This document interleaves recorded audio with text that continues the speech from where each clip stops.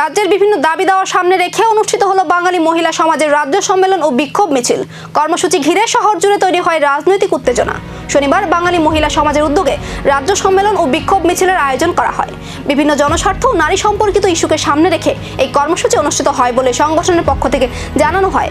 মিছিলটি শহরের গুরুত্বপূর্ণ পথ পরিক্রমা করে।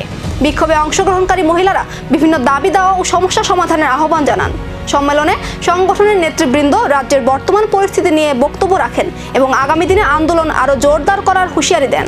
আমার সাংবাদিক ভাইদের অসংখ্য ধন্যবাদ আমাদের সময় দেওয়ার জন্য।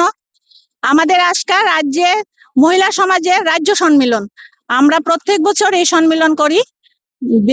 ত্রিপুরার বিভিন্ন জায়গা থেকে বিভিন্ন মহিলারা আসে, আমরা সকল মহিলাদের নিয়ে আগরতলার মহিলারাও মিলে আমরা এই রাজ্য সম্মেলন করি। এই সম্মেলনের উদ্দেশ্য হলো নারীদের জাগ্রত করা, নারীরা কিভাবে সুষ্ঠু সমাজ গড়ে তুলবে। নারী ছাড়া সুষ্ঠু সমাজ গড়ে ওঠে না। পুরুষ আর নারী সমানভাবে একটা সুন্দর সমাজ গড়ে উঠে। তার জন্য আমাদের মহিলাদের এই আন্দোলন কি পৌঁছাবে প্রশাসনের দরজায়, নাকি আরো বড় কর্মসূচির ইঙ্গিত দিচ্ছে এই সম্মেলন? এখন সেদিকেই নজর সবার।